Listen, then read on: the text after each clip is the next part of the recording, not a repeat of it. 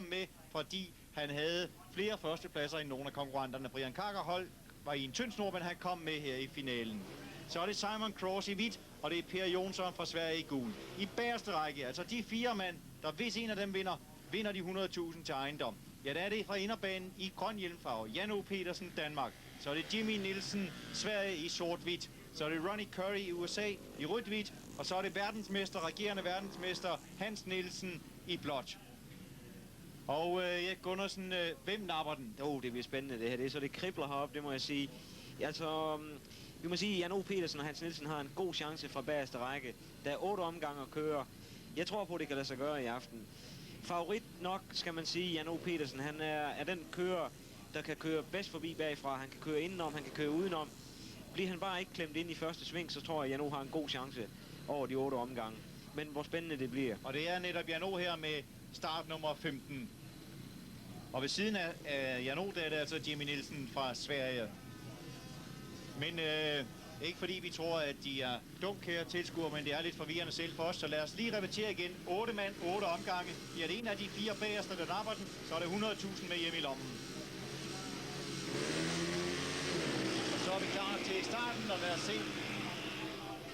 Det bliver ud af første sving, og det bliver en Carker.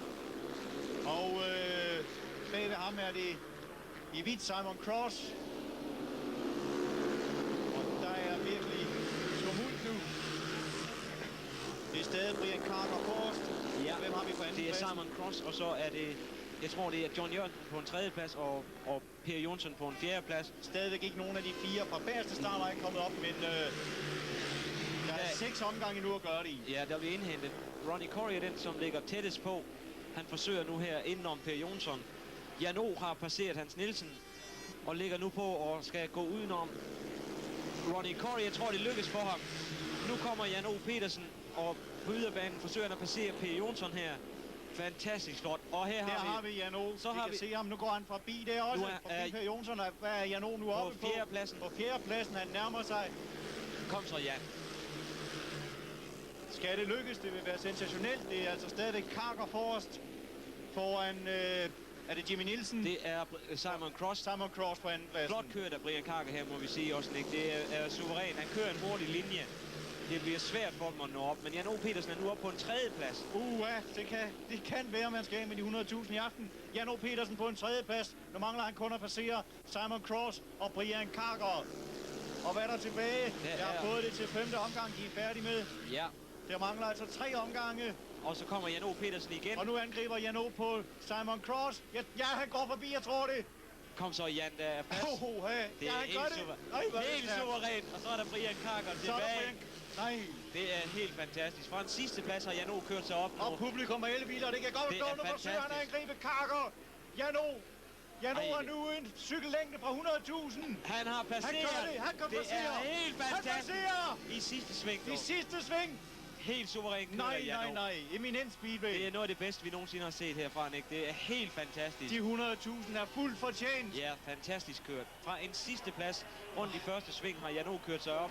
Det må man sige. Altså, det er fuldt fortjent. Har du set noget lignende? Jeg har aldrig set noget lignende. Jo, jeg har, da du blev verdensmester første gang, men det er altså nogle år tilbage. Det var speedway af topklasse. Det er helt fantastisk, det her, Jan. Og en succes også for denne løbsform. Nej, hvor fantastisk, du. Det er det, folk kommer for at se. Helt suverænt. Vi kan se her, at Jan O. er faktisk sidst rundt i første sving. Laver en håbløs start på inderbanen. Og kører. Ja, han er sidst her. Han er men der er sidst her ender altså først. Det er fantastisk, det må vi sige. Det er noget af det bedste spil, vi har set. Helt fantastisk. Jeg har ikke fået pusten. Altså, man er jo sådan sat op her, så... Nej, det er fantastisk, det. Jan O. Petersen, sidste mand her, jeg tænkte, det når han aldrig, men 8 omgange gjorde han det på. Helt suveræn. Og det er en fortjent lufttur. Det må man sige, du. Og det plejer man jo ellers kun at få, når man bliver verdensmester, men den er fortjent. Den er fortjent i aften til Jan O. Nej, hvor var det stærkt kørt. Og læg nu mærke til her til slow, nu kommer til Jan O. Petersen. Jan O. Petersen, der er 1 omgang tilbage, og han forsøger i yderbanen her at køre op til Brian Carker. Helt suveræn. Jeg tror, at Carker vinder i den her position. Men her kommer Jan, han får hentet ham, således han får forbindelsen til ham. Så begynder han at stejle for ham på den bagerste langside. Han bliver ved udenom. Helt suveræn kørt. Brian kører inde på inderbanen, fordi han tror, Jan kommer der, så kører manden rundt om ham i yderbanen. Det er frækt. Det er frækt. Helt fantastisk kørt. Nej, hvor er det fortjent, du. Der er han altså overhalet 7 mand, og der faktisk på målstregen går han forbi Brian Carter. Helt suverænt.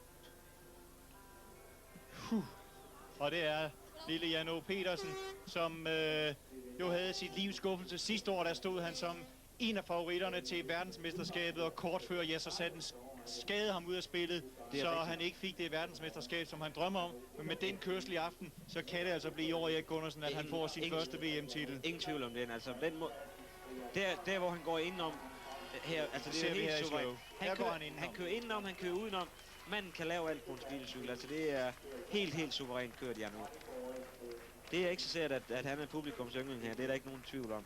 Nej, hvor er det fantastisk. Det er bare helt flot.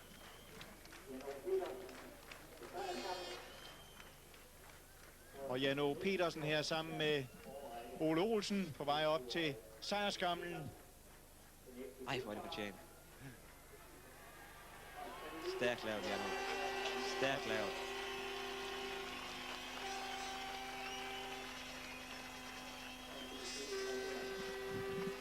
Og der et guldbar til Jan O. Petersen. Og den har altså en værdi over 100.000, og en laurbærkrans er der også. Men hvad tror du, han er mest glad for? Jeg tror, det er guldbaren. Jeg tror ikke, det er rigtig gået op for Jan O. faktisk. Han har vundet den. Du har jo en selv. Hvor står den her? Den står i Sparekassen Sydjyllands bankboks i Esbjerg. Så fik vi også lige lidt reklame. Ja, men men der står den forhåbentlig sikkert og godt. Det gør den helt sikkert, så det er en skøn fornemmelse at modtage en så stor præmie. Det er en af de største præmier, vi kører for i sporten, så den måde, Jan O. har vundet på her i aften, er helt suveræn. I penge på selve aften, ja, der er den vel mere værd end VM-titel. Helt afgjort. Det er virkelig flot lavet. 100.000 til Jan O. Og sjældent har noget været så fortjent. Sikke et smil. Perfekt, Jan O.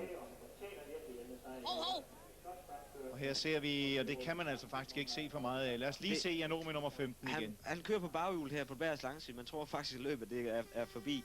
Men så går han rundt om Brian Carter i det sidste sving. Og der tror Brian helt sikkert, at han kommer på inderbanen, yes. Goddag, der kiggede han lige ud. Er det der, du er? Ja. Ej, hvor er det stærkt kørt, du. 7 mand passerer han over 8 omgange, du. Ej, det er stærkt. Flot speedway. Og se det smil. Den lille, herlige fynske fighter. Jeg lige vil tro, det er den ene speederkører, der er mindre end dig. Det er rigtigt, ja. Men i format, der er han stor. Det er helt afgjort.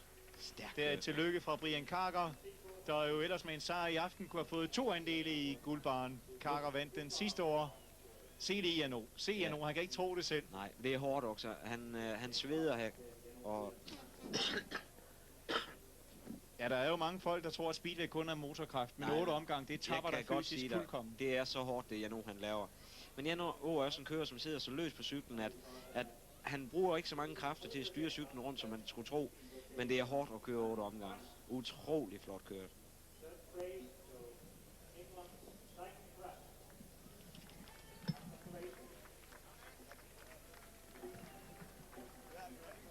Og der ser vi altså stadigvæk Jan O.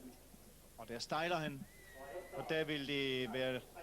Ja, det er faktisk naturstridigt, at han kommer ned igen, og så kan få angrebet udenom Brian Carter. Helt suveræn. Helt perfekt. Og der er en national melodi også, for uden de 100.000 til Jan O. Petersen.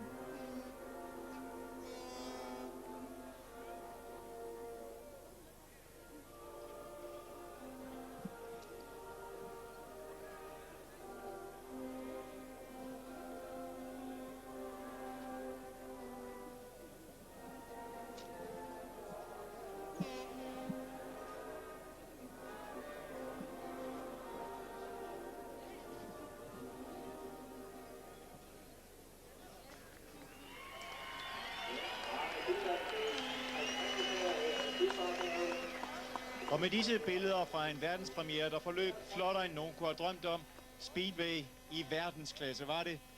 Ja, og 100.000 kroner i baglommen til Jan O. Petersen. Se ham her, nyd de billeder. Ja, der siger Erik Gundersen og Nick Horup farvel og tak fra Vojens